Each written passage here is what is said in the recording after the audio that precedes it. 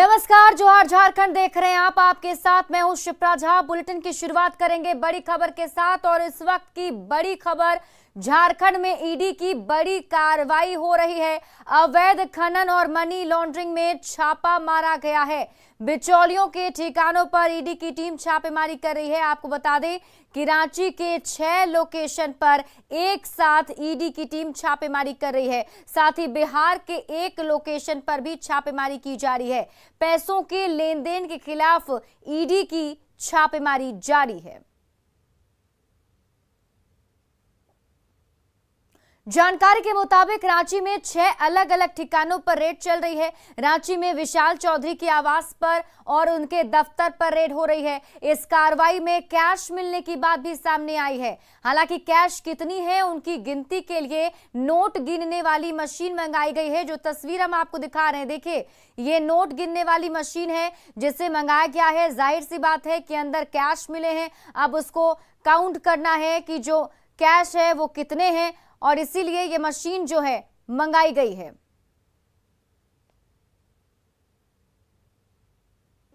विशाल चौधरी के आवास में भी इस वक्त छापेमारी कर रही है। हम आपको अंदर का नजारा दिखाने की कोशिश कर रहे हैं। देख सकते हैं कि किस तरह से यहाँ पर जो छापेमारी के लिए सिक्योरिटी मौजूद हैं, तो वहीं दूसरी तरफ अगर बात की जाए तो तमाम अधिकारी जो हैं वो इसी घर में मौजूद हैं और देख सकते हैं कि पूरी तरह से यहाँ पर जो छापेमारी की ये है वो की जा रही है और लगातार कई न कोई अधिकारी जो है वो इस वक्त यहाँ पर अंदर पहुँचते जा रहे हैं और जाहिर तौर पर कई अहम जानकारियां जो हैं वो इस छापेमारी के दौरान दस्तावेज के रूप में भी मिली है और इन्हीं दस्तावेज की पूछताछ के आधार पर देख सकते हैं कि कई अहम जानकारियां जो हैं वो ईडी की टीम को मिल रही हैं। देखना होगा कि इस छापेमारी में क्या कुछ निकल कर आता है। आपको ये भी बताना चाहेंगे कि जो मैट्स हैं यहाँ पर उन्हें भी पूरी तरह से हटाया गया है ताकि उसके अंदर जो जानकारियां हैं वो मिल पाए और पूरी तरह से खंगाला गया है घर को।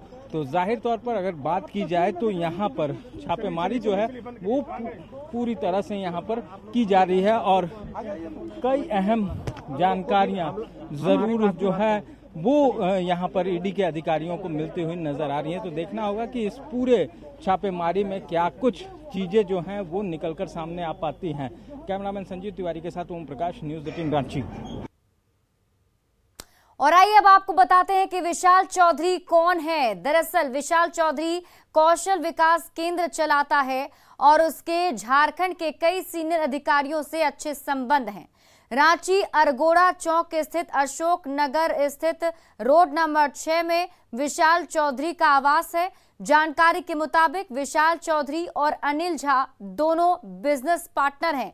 खास तौर से बात की जाए, विशाल ने शुरू में जमीन के धंधे से बिजनेस की शुरुआत की जिसमें उसने काफी पैसे बनाए और फिर पैसे के जरिए अधिकारियों तक अपनी पैठ बनाई और फिर कौशल विकास केंद्र के जरिए विशाल ने काफी पैसे बनाए। विशाल अभी विनायक ग्रुप ऑफ कंपनी चलाता है। इसके साथ ही चीट फंड कंपनी भी चलाता है जिसमें 3 सालों में पैसे दुगना किया जा सकता है। विशाल विदेश घूमने का शौकीन है। कोरोना काल में विशाल को 4 करोड़ के मेडिकल किट की सप्लाई का टेंडर मिला था। तो जिसकी बात हम कर रहे हैं, जिनके घर पर अभी छापेमारी चल रही है, वो है विशाल चौधरी। विशाल चौधरी की प्रोफाइल क्या है, कौन है विशाल चौधरी, वो भी हमने आपको बताया कि कौशल विकास केंद्र चलाते हैं विशाल चौधरी। राजधानी रांची के पुंदाग स्थित ओक फॉरेस्ट अपार्टमेंट में ईडी की टीम निशित केसरी के दफ्तर में सुबह से ही कार्रवाई में जुटी हुई है। मिली जानकारी के मुताबिक पूजा सिंघल के करीबी निशित केसरी के दफ्तर में ईडी की टीम कागजातों को खंगालने के साथ साथ इलेक्ट्रॉनिक डिवाइस की पड़ताल करने में जुटी है। मौके से और अधिक जानकारी दे रहे हैं न्यूज़ 18 संवाददाता संजय कुमार सिन्हा। राजधानी रांची में आज सुबह से ही ईडी की दबिश जारी है। खासकर पूजा सिंघल के जो करीबी हैं उनके ठिकानों पर, उनके दफ्तरों पर लगातार कार्रवाई की जा रही है। हम इस समय मौजूद हैं राजधानी रांची के पुंदाग में। आप देख सकते हैं निशित केसरी का जो दफ्तर है, जो उनका कंस्ट्रक्शन एरिया है, वहां पर इस समय ईडी की टीम पहुंची है। जरूरी कागजातों को खंगाला जा रहा है। हालांकि जहां हम यहाँ पहुंचे थे तो यहाँ पर ये जो है आप देख रहे हैं कि हम इस समय मुख्य गेट पर हैं और अंदर कार्रवाई चल रही है।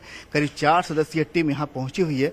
सिक्योरिटी के लोग भी हैं और यहाँ पर जैसे ही यहाँ पर मीडिया की टीम पहुंची, यहाँ पर तुरंत ही सभी कुछ बंद कर दिया गया, यहाँ पर दरवाजे को बंद कर दिया गया।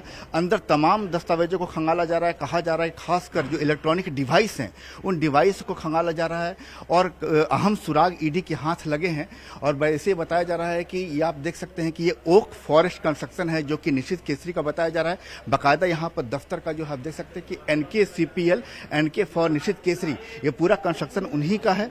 और यहाँ पर उनका जो दफ्तर है, सुबह ही बताया जा रहा है कि ईडी की टीम यहाँ पहुंच चुकी थी। अब पहुंचने के साथ ही जो भी उनसे पूछताछ यहाँ पर जो है, हालांकि उस समय जब ईडी की टीम पहुंची थी तो कार्यालय बंद था, लेकिन टीम ने यहाँ पहुंचकर कार्यालय को खुलवाया और तमाम यहाँ पर जो ऑफिस में जो उनके सिस्टम रखे हैं, जो दस्तावेज हैं, जो इलेक्ट्रॉनिक डिवाइस रखा है, सभी को खंगाला जा रहा है और लगातार लोगों से पूछताछ की जा रही है। कहा जा रहा है कि इससे पहले भी जो पूजा सिंघल के करीबी हैं, 6 मई की तारीख आपको याद होगी कि 6 मई को भी एक साथ कई ठिकानों पर दबिश की गई थी और नज़ारा कुछ ऐसा ही था। एक बार फिर दबिश की गई है और यहाँ पर देख रहे हैं कि यहाँ पर जैसे ही अपार्टमेंट में ईडी की टीम पहुंची, लोग यहाँ बाहर निकलने शुरू हो गए, गहमागहमी शुरू हो गई। और गहमागहमी के बाद जैसे ही लोगों को मालूम चला कि जो उनके प्रमोटर हैं निशित केसरी, वहाँ ईडी की टीम पहुंची है, छापेमारी कर रही है, तो लोगों को सहजा यहाँ पर लोग बाहर निकलने शुरू हो गए। हालांकि लोग खामोश से कुछ बोल नहीं रहे हैं, चूंकि यहाँ पर पूरा जो है निशित केसरी का ही कंस्ट्रक्शन है।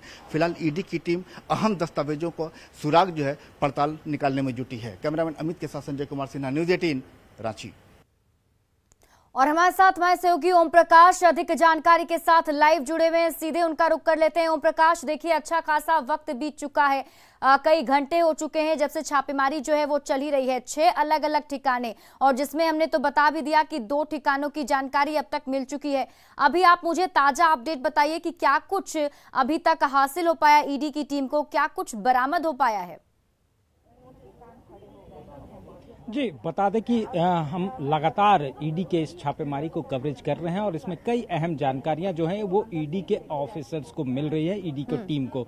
आपको बताना चाहेंगे कि विशाल चौधरी जो कि एक जाना माना नाम है, खासकर अगर ब्यूरोक्रेसी में की बात की जाए तो, और यही उनका आवास है, विशाल जो चौधरी है उनका आवास यही है जहां पर ईडी की टीम की छापेमारी अभी भी जारी है और यहीं पर कैश काउंटिंग मशीन को भी लाया गया है। और फिलहाल कितना कैश मिला है इसकी अब तक जानकारी नहीं मिल पाई है, लेकिन इतना जरूर है कि काफी मात्रा में कैश की बरामदगी हुई है, जिस वजह से कैश काउंटिंग मशीन भी यहां पर पहुंची है। वहीं दूसरी तरफ अगर बात की जाए तो इनकी जो पहचान है या फिर इनके पास जो खास दस्तावेज मिले हैं उसमें कहीं ना कहीं कई बड़े अधिकारी यानी कि ब्यूरोक्रेट्स का भी नाम है और इस वजह से ये काफी कहा जाए तो यहां से कई अहम जानकारियां ईडी की टीम को मिल सकती है, न सिर्फ डिजिटल के रूप में बल्कि कागजात के रूप में भी। उसकी हार्ड कॉपी भी यहां पर मौजूद है और कई जो कॉपियां हैं वो यूं ही कचड़े में फेंकी हुई थी छापेमारी से पहले,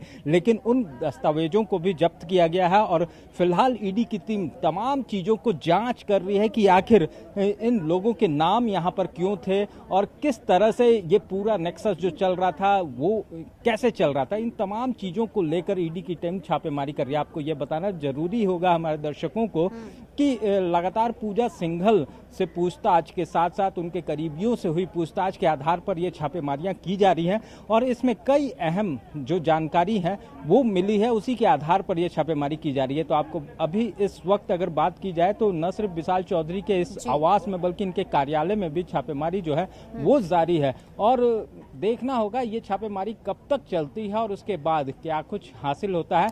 क्या इसके बाद जो अन्य अधिकारी हैं, क्योंकि सूचना मिल रही है कि कई वरीय अधिकारी जो खासकर झारखंड प्रशासनिक सेवा में अपनी सेवा दे रहे हैं उन लोगों तक भी जांच की आंच अब आने वाले दिनों में और देखने को मिलेगी। चलिए, आप उस पूरी खबर पर नजर बनाए रखिए। ओम प्रकाश, बहुत बहुत शुक्रिया तमाम जानकारी के लिए। बढ़ते हैं आगे। सीएम हेमंत सोरेन को सुप्रीम कोर्ट से राहत मिली है। सुप्रीम कोर्ट ने हाई कोर्ट को आदेश दिया कि हेमंत सोरेन के खिलाफ दाखिल की गई जनहित याचिका की विश्वसनीयता की जांच की जाए। दरअसल हेमंत सोरेन के खिलाफ झारखंड हाई कोर्ट में जनहित याचिका दाखिल की गई है जिसमें सोरेन और उनके परिवार पर भ्रष्टाचार के आरोप लगाए गए हैं। आरोप मनरेगा के फंड और खदान के आवंटन से जुड़ा हुआ है। ईडी ने इन मामलों की जांच रिपोर्ट हाईकोर्ट में जमा की है जिसे हाईकोर्ट देख रहा है। झारखंड हाईकोर्ट ने सुप्रीम कोर्ट में याचिका दाखिल कर 3 मुद्दों पर अदालत का ध्यान आकर्षित किया है। झारखंड के मुख्यमंत्री हेमंत सोरेन को सुप्रीम कोर्ट से बड़ी राहत मिली है। दरअसल सुप्रीम कोर्ट में झारखंड के मुख्यमंत्री को लेकर याचिका दाखिल की गई थी। उसमें कहा गया था कि जो फिलहाल मनरेगा और जो लीज माइनिंग को लेकर शिबू सोरेन पर आरोप लगे हैं उसकी सीबीआई जांच की जाए। वहीं झारखंड सरकार सुप्रीम कोर्ट में अर्जी दाखिल करके उन्होंने ये मांग की थी कि ईडी ने हाई कोर्ट में जो रिपोर्ट दाखिल की है उस रिपोर्ट की कॉपी दी जाए। बहरहाल इस पूरे मामले पर सुनवाई करते हुए जस्टिस चंद्रचूड़ ने कहा कि अब इस पूरे मामले की सुनवाई हाई कोर्ट करे, लेकिन हाई कोर्ट को अपने आदेश में सुप्रीम कोर्ट ने कहा है कि जो फिलहाल हाई कोर्ट में याचिका दाखिल की गई है जिसमें यह कहा गया है कि शिबू सोरेन के ऊपर जो आरोप लगाए गए हैं उसकी जांच सीबीआई करे। सुप्रीम कोर्ट ने हाई कोर्ट को यह आदेश दिया है कि वो पहले इसकी तकनीकी व्यवस्था को सुनवाई पर लें, यानी कि क्या वो याचिका सुनवाई योग्य है या नहीं। उसके बाद ईडी के द्वारा जो मामला चल रहा है उस मामले पर सुनवाई की जाएगी। यानी कि यह साफ किया जाए कि सुप्रीम कोर्ट से हेमंत सोरेन को लेकर अब जो मामला चल रहा था वो तमाम मामले फिलहाल हाई कोर्ट को ट्रांसफर कर दिए गए हैं। हाई कोर्ट इस पूरे मामले की अब सुनवाई करेगा। बहरहाल शिबू सोरेन को सुप्रीम कोर्ट से एक बड़ी राहत मिली है, वहीं हाई कोर्ट अब इस पूरे मामले की अहम सुनवाई करेगा। देखना बेहद अहम होगा कि जब हाई कोर्ट इस पूरे मामले की सुनवाई करेगा तो हेमंत सोरेन को हाई कोर्ट से राहत मिलती है या फिर नहीं। लेकिन सुप्रीम कोर्ट से हेमंत सोरेन को आज एक बड़ी राहत जरूर मिली है। कैमरामैन फिरोज के साथ सुशील पांडे, न्यूज़ 18 दिल्ली। और इसी बीच रांची से बड़ी खबर आपको बता दें, सीएम हेमंत से जुड़े मामले की हाई कोर्ट में सुनवाई होगी। इस वक्त की बड़ी खबर आपको बता रहे हैं, सीएम हेमंत सोरेन से जुड़े मामले की हाई कोर्ट में सुनवाई होगी। झारखंड हाई कोर्ट में इसकी सुनवाई की जाएगी। सभी मामलों की सुनवाई होगी। 3 मामले हैं, माइनिंग, लीज, मनरेगा और शेल कंपनियों से जुड़े मामले की सुनवाई होगी। माइनिंग, लीज और शेल कंपनियों में निवेश मामले पर मेंटेबिलिटी पर यहां पर सुनवाई की जाएगी, जबकि मनरेगा मामले में मेरिट पर सुनवाई की जाएगी। झारखंड हाई कोर्ट में मामले की सुनवाई अब 1 जून को की जाएगी। माननीय उच्च न्यायालय में जो पहले का डेट फिक्स था 11 बजे, तो चूंकि माननीय न्यायालय ऑनरेबल सुप्रीम कोर्ट का जो आर्गुमेंट हो रहा था उसको भी कंसिडर कर ली और फॉर्चुनेटली ये दोनों मामला जो ऑनरेबल सुप्रीम कोर्ट का भी जो ऑब्जर्वेशंस था उसको भी कंसीडर करते हुए, चूंकि senior advocate mister Kapil Sibal appear कर रहे थे राज्य सरकार की तरफ से, मिस्टर मुकुल रोहतगी अपीयर कर रहे थे हेमंत सोरेन की तरफ से और मिस्टर तुषार मेहता साहब अपीयर कर रहे थे सॉलिसिटर जनरल ईडी की तरफ से। रांची में ईडी की कार्रवाई पर पलामू सांसद बीडी राम ने सरकार पर बड़ा हमला बोला। गढ़वा पहुंचे सांसद ने कहा कि सरकार खुद भ्रष्टाचार में लिप्त है, वो अधिकारियों के खिलाफ क्या कार्रवाई करेगी।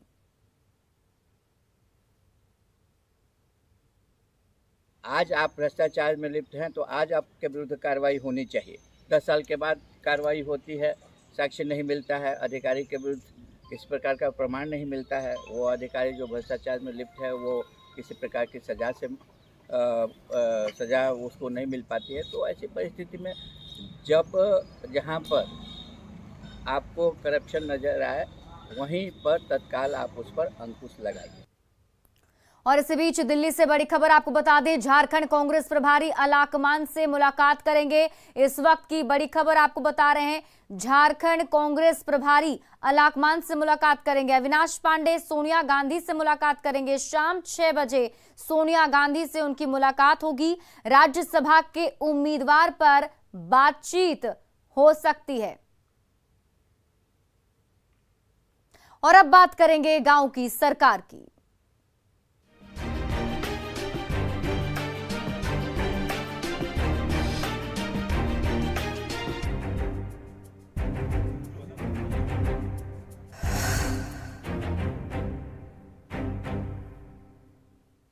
झारखंड के 19 जिलों के 70 प्रखंडों की कुल 1047 पंचायतों में आज तीसरे चरण के वोट डाले जा रहे हैं। आंकड़ों के अनुसार 46.94 लाख से अधिक मतदाता अपने मताधिकार का प्रयोग करेंगे। सुबह 7 बजे से ही मतदान केंद्रों पर मतदान शुरू हो चुका है। गिरिडीह में त्रिस्तरीय तीसरे चरण के लिए वोट डाले जा रहे हैं। मतदान केंद्र पर सुरक्षा के पुख्ता इंतजाम है। मतदाता गांव की सरकार चुनने के लिए विकास, बेरोजगारी और शिक्षा जैसे मुद्दे को लेकर वोट डाल रहे हैं।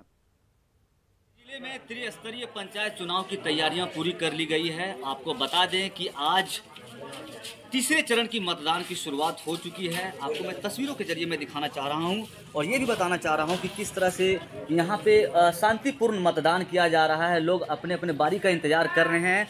वहीं आपको बता दें कि आज जो 3 प्रखंडों में चुनाव होने वाले हैं वो है बिरनी प्रखंड, सरिया प्रखंड और राजधनवार प्रखंड। यहाँ पे 3 प्रखंडों में चुनाव होने वाले हैं और आपको बता दें कि धनवार प्रखंड के 504 मतदान केंद्रों पर 37 पंचायतों के 1,77,761 मतदाता अपने मताधिकार का प्रयोग करेंगे। राम नारायण महतो। तो इस बार चुनाव में क्या होने वाला है? चुनाव में जो चुनाव होता है वही होगा। बदलाव होने वाला है या क्या कुछ? बदलाव होने वाला संभावना है। अच्छा, क्या मुद्दे हैं जिसके आधार पर आप मतदान करने वाले हैं? मुद्दे हैं जैसे शिक्षा, बेरोजगारी और यही सब मुहैया होने चाहिए। आपका नाम क्या हुआ? कैलसवा देवी। आपने वोट दे लिया? हाँ, ले। अच्छा, तो वोट किस आधार पे दिया है आप लोगों ने? इस बार क्या चुनाव का मुद्दा था? हाँ, मतलब कुछ सोच कर दिए होंगे ना, इसको देना उसको देना है। हाँ, मेरा ये काम होना चाहिए। हाँ, सोच के दल ये काम करे को क्या सोच के दिए हैं? सब के बलम दे दल अपन जे सोच ले इसे। इस बार क्या क्या मुद्दे होने वाले हैं जो गांव के सरकार आप लोग तय करने जा रहे हैं? इस बार मुद्दा जो है सबसे पहले विकास की है। उसमें से जैसे बहुत से रोड वगैरह है जो अभी तक नहीं बना हुआ है, वही सब जो है विशेष करके रोड के बगल के नाली वाली है और वृद्धा पेंशन वगैरह जो है जो विकलांग वगैरह का, ये सब का भी बहुत ज़रूरी है। और आपको बता दें कि लगातार जिस तरह से 2 चरण के मतदान खत्म हो चुके हैं और उनकी मतगणना भी कमोबेश खत्म हो चुकी है और ये तीसरे चरण की मतदान पूरे जोर शोर के साथ, दमखम के साथ, और खुशी की बात यह है कि जनता भी बढ़ चढ़ कर ले रहे हैं। और जो पिछले बार चुनाव हुए थे, इस बार चुनाव में इसकी मतदाताओं की परसेंटेज में इजाफा दर्ज करने की संभावना है। गिरिडीह से न्यूज़ 18 के लिए मैं एजाज अहमद। और आइए अब देखते हैं झारखंड 2020।